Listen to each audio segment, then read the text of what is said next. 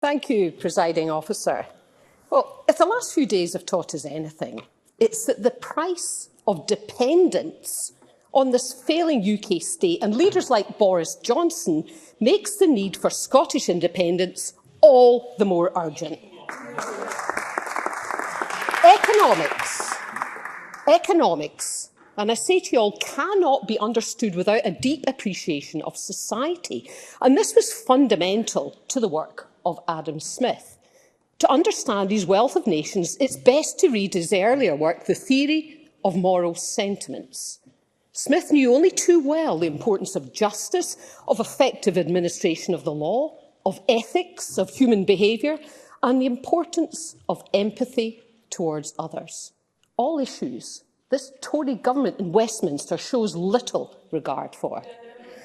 Happily. Ms Smith. Can I thank Michelle Thomson for giving way? Adam Smith also talked very substantially about the importance of economic growth.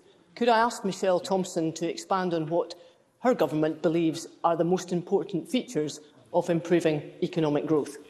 I'm delighted to take that intervention because I'm going to go on and reflect much more carefully on economic growth and GDP and so on. Besides the lack of morality, I noticed too the absence from the Tory motion of any mention of Scotland's assets. Now, we know the track record of exploiting Scotland's resources, such as those in the North Sea. And, of course, Norway invested in their future, creating a fund for long-term investment, whilst successive UK governments squandered the riches. At that point, there was no empathy with the needs or, indeed, the rights of the Scottish people. As long as our friends in the City of London were doing all right, thank you.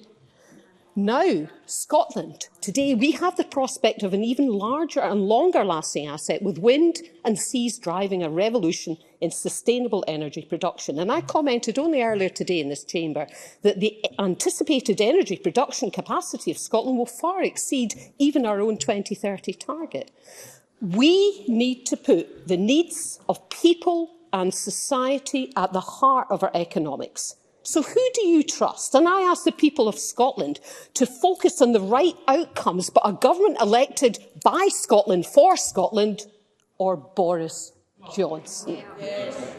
The Tory motion talks of concerns around the revised downward growth estimates, but fails to acknowledge the failure of UK government policies contributing to this.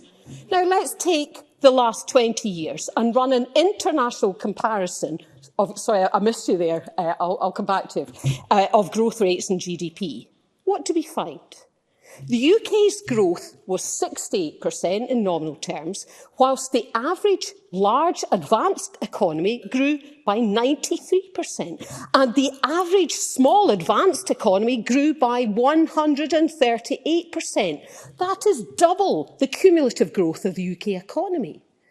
The UK failure is a heavy price Scotland has to pay for being tied to its economic mismanagement, particularly in comparison with other medium-sized advanced economies, many of which have a weaker asset base in Scotland. If he is going to directly counter my figures and give one's better of why I'm wrong, are you going to do that? I'm just curious to know. Sorry, thank you, President. I'm just curious to know why Scotland's growth figures half the rest of the UK. Can you please explain that one?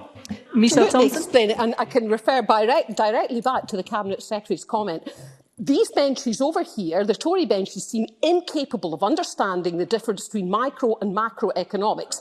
I would encourage you to look at exactly which powers reside in Westminster, and this is absolutely the crux of the debate.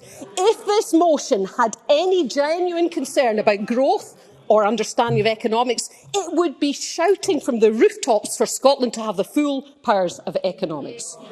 Now, I noticed too that the motion says nothing about the straitjacket imposed on Scotland by our lack of borrowing powers, already referenced by the Cabinet Secretary.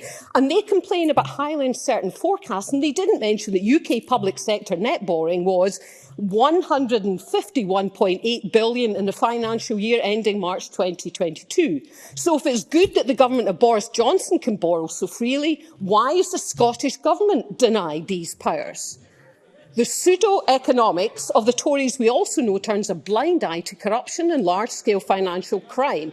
that distorts the markets, I've only got 1 minute left, sorry, and punishes consumers and businesses that play by the rules. The egregious law-breaking of Boris Johnson really matters, because not only does it display a disregard for both our society, it also permeates into the economy.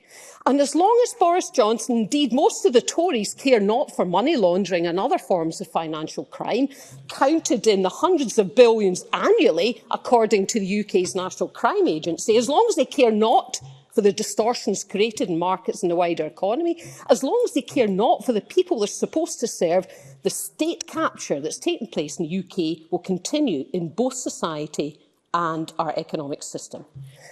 But the most objectionable aspect of the Tory motion is the undercurrent of trying to force a feeling of helplessness and dependency in Scotland.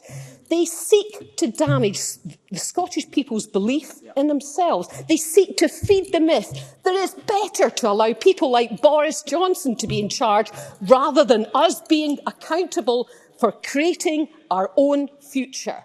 And of course this explains, in my last closing comment, the Tory fear of allowing the Scottish people to decide their own future.